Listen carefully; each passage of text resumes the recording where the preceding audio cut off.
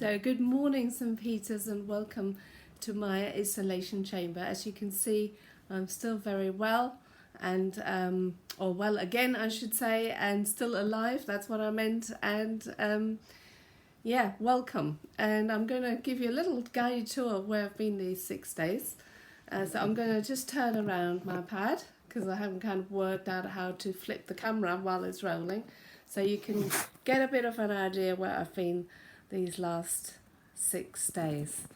So I'm really blessed to have a lovely little guest room here, which is very nice and airy, and which really has given me the chance to recuperate quite well these last week. I've even got a few steps up onto our tiny roof terrace, which I've been able to use once when the sun was shining, and I can sit out here and but at the moment the weather isn't too good, but that's been really helpful for me to keep myself sane. And the rest of the house I'm leaving to the boys to keep them from being infected by me, and they do bring me meals, which has been really good, and they look after me, so that's great. What's it been like for me? I've had really bad or very, very high temperature, over 39 for a couple of days. Of course, I wasn't tested, so we'll never quite know what it was, but all the symptoms seems to have matched other stories of people who've recovered from coronavirus. And while I haven't had the persistent cough or the breathlessness, mercifully, what I did have was aches and pains quite terribly, and very high temperature, and basically just been asleep most of the time. I mean, fading in and out, you could say.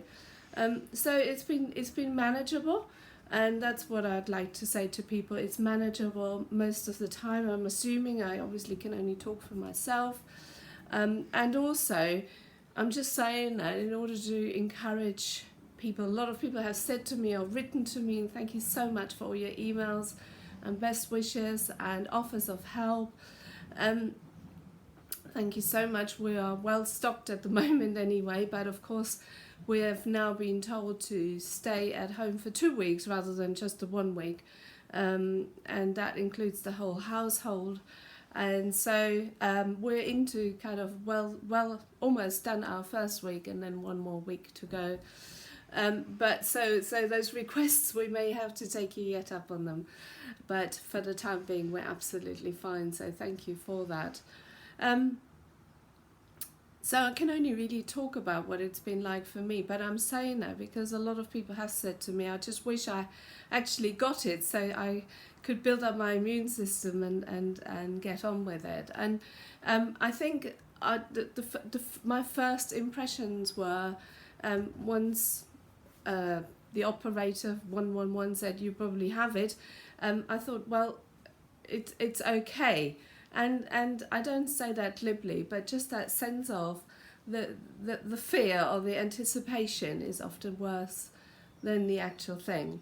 And of course, I do recognise that this may be a very different story for other people with other issues and other problems. But I suppose one reason for talking to you and trying to record a clip is as well to encourage you and to encourage kind of resilience and positivity, and a sense that this can be beaten. And of course we have to, I think, respect and follow the guidelines issued by the government. I think that's absolutely right. And I'm particularly impressed by Charles, who's worked so very hard to keep us all connected online, and I'd encourage you to watch his clips on YouTube. I suppose if you're watching me, you've probably watched him, and to share it with others so that we can stay connected during this time. And the other thing that I really wanted to say was that what's probably really important, not just to stay connected, but also to keep mentally well.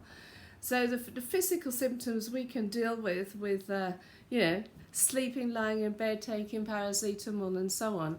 But I think the mental resilience is far more important at this time. And so there's just a few things that I've learned, maybe the hard way. Do not stop, do not start to think about it all in the middle of the night. If you can't sleep, that is not the time to start imagining things or thinking about anything. So kind of make a pact with yourself before you go to sleep that if you do wake up in the night, you'll either have some ready activities that you'll engage with, or do something else, or but just don't let your mind go riot, and least of all watch the news. Even the World Health Organization has said you should only watch the news twice a day, because at the moment, if you just continually look at that, you would just lose your mind. So I think that's really good advice. And then the other thing, if you're isolating for any reason, either because you're well or as a precaution, make sure you have plenty of things to cheer you up. Have a project ready. I haven't actually been able to read yet, which I normally love doing, but I just haven't been up to anything. But I've watched the odd TV program, and I've just started a new cross stitch. For those of you who like cross stitch, William Morris cross stitch on sunflowers. It's early days. But there we are. That's my first bit.